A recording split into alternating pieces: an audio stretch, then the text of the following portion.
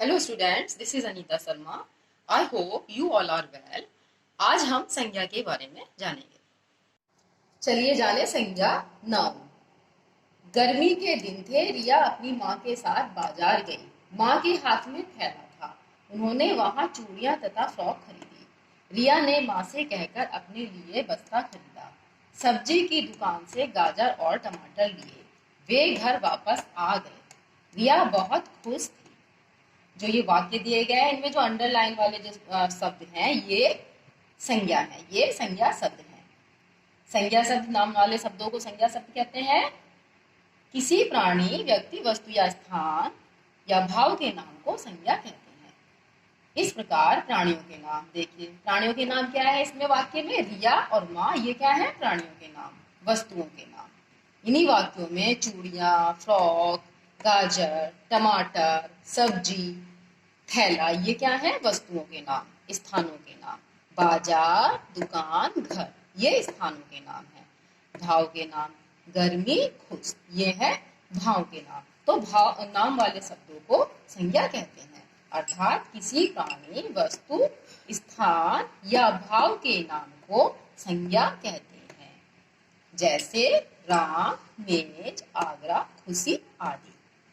किसी प्राणी, वस्तु, स्थान या भाव के नाम को संज्ञा कहते हैं, जैसे राम, मेज, आगरा, खुशी आदि। संज्ञा, संज्ञा के तीन भेद होते हैं: व्यक्तिवाचक संज्ञा, जातिवाचक संज्ञा, भाववाचक संज्ञा। व्यक्तिवाचक संज्ञा, व्यक्तिवाचक संज्ञा वे होते हैं ऐसे शब्द जिनमें किसी एक की ही पहचान हो, वे व्यक्तिवाचक संज्ञा कहलाते हैं। अर्थात किसी विशेष प्राणी, वस्तु या स्थान का बोध हो, उसे व्यक्तिवाचक संज्ञा कहते हैं। भारत, रामायण, गंगा, हिमालय आदि जो है ये व्यक्तिवाचक संज्ञा के उदाहरण हैं। जातिवाचक संज्ञा, जातिवाचक संज्ञा जो शब्द किसी समूह या बहुत सी चीजों के लिए आए हो, वे जातिवाचक संज्ञा कहलाते हैं। अर्थात जो संज्ञा शब्द किसी प्राणी, वस्तु या स्थान की संपूर्ण जाति का बोध कराते हैं, वे जातिवाचक संज्ञा शब्द कहलाते हैं। जैसे देश, पुस्तक, नदी, पहाड़ आदि जो है ये जातिवाचक संज्ञा के उदाहरण हैं।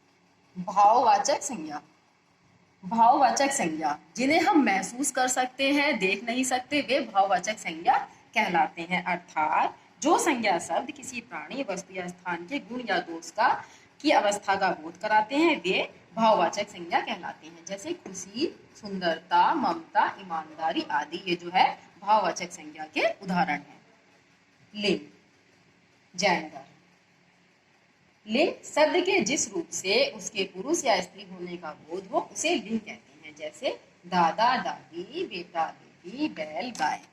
कुछ शब्द ऐसे होते हैं जो हमें पुरुष जाति का बोध कराते हैं और कुछ शब्द ऐसे होते हैं जो स्त्री होने का बोध कराते हैं, तो वे शब्द लिंग कहलाते हैं। अर्थात शब्द के जिस रूप से उसके पुरुष या स्त्री होने का बोध हो उसे लिंग कहते हैं।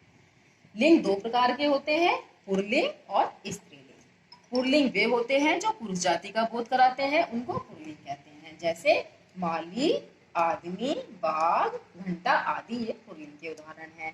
स्त्रीलिंग, स्त्रीलिंग उन्हें कहते हैं जो स्त्री जाति का बोध कराते हैं, वे स्त्रीलिंग शब्द कहलाए जाते हैं। जैसे मालिन, औरत, बाघिन, घंटी आदि ये स्त्रीलिंग जाति का बोध कराते हैं, ये स्त्रीलिंग शब्द हैं। लिंग की पहचान, वाक्य में क्रिया शब्दों से भी लिंग की पहचान की जाती है। जैसे मैंने दूध पिया, मैंने दूध पिया, इससे हमें पुरुष जाति का बोध हो रहा है, तो यह वाक्य पुरुष जाति का बोध करा रहा है। मैंने चाय पी, इस वाक्य से हमें स्त्री जाति का बोध हो रहा है, तो यह स्त्री जाति का बोध करा रहा है। नदियों, भाषाओं, बोलियों, तिथियों तथा लिपियों के नाम सदा स्त्रीलिंग होते हैं। नदियों, भाषाओं, बोलियों, तिथियों तथा लिपियों के नाम सदा स्त्रीलिंग होते हैं। देशों, ग्रहों, दिनों, महीनों, पहाड़ों तथा वृक्षों के नाम सदा पुल्लिंग होते हैं। देशों इसमें श्रीलंका को छोड़कर, ग्रहों और पृथ्वी ग्रह को छोड़कर बाकी जो है वो सदा पुल्लिंग होते हैं।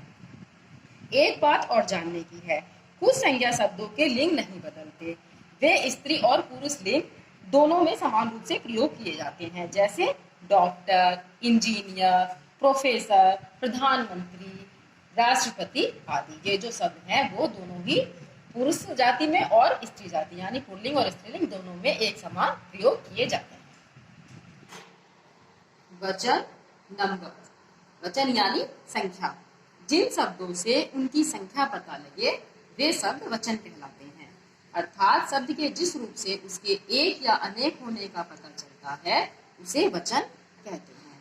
वचन दो प्रकार के होते हैं, एक वचन और बहुवचन। एक वचन वे होते हैं जिन शब्दों से एक का पता चले उसे हम एक वचन कहते हैं। अर्थात शब्द के जिस रूप से वस्तु या प्राणी के एक होने का पता चलता है उसे हम एक वचन कहते हैं। जैसे पुस्तक, मुर्गी, स्त्री आदि। बहुवचन सब जिन शब्दों से अनेक का पता चले वे बहुवचन कहलाते हैं। अर्थात शब्द के जिस रूप से वस्तु या प्राणी के एक से अधिक या अनेक होने का पता चलता है उसे हम बहुवचन कहते हैं। जैसे पुस्तकें, मुर्गियां, स्त्रियां आदि। अब जानते हैं कुछ पॉइंट्स वचन के बारे में। कुछ शब्दों के प्रयोग हमेशा एक वचन के रूप में होते हैं, जैसे पानी, भीड़, जनता आदि। ये जो शब्द हैं हमेशा एक वचन के रूप में प्रयोग किए जाते हैं। कुछ शब्द के जो प्रयोग होते हैं, कुछ शब्दों के जो प्रयोग होते हैं वो बहुवचन के रूप में होते हैं, जैसे आंसू, हस्ताक्षर, दर्शन आदि। जो ये शब्द है ये हमेशा बहुवचन के रूप में प्रयोग किए जाते हैं। कुछ शब्द ऐसे भी होते हैं जिनके रूप दोनों वचनों में एक समान होते हैं। इन जो वाक्य पढ़ने पर भी इन वचन का पता चलता है। जैसे वृक्ष लगा है, यह एक वचन हो गया। वृक्ष लगे हैं, यह बहुवचन हो गया। तो इन वाक्यों में वृक्ष का रूप नहीं बदला, लेकिन वाक्य पढ़ने से वृक्ष के वचन का पता चलता है, क्योंकि वृक्ष का जो रूप है वो तो एक ही है, लेकिन जब इनका हमने वाक्य पढ़ा वृक्ष लगा है तो इससे हमें एक वचन का बोध हुआ, वृक्ष लगे हैं इससे हमें बहुवचन का बोध हुआ। इस प्रकार आदर देने के लिए भी हमेशा हम बहुवचन का प्रयोग करते हैं। जैसे दादी जी, दादाजी, पापा जी, पंडित जी आदि जो शब्द हैं उसमें भी हम बहुवचन का प्रयोग करते हैं आदर देने के लिए।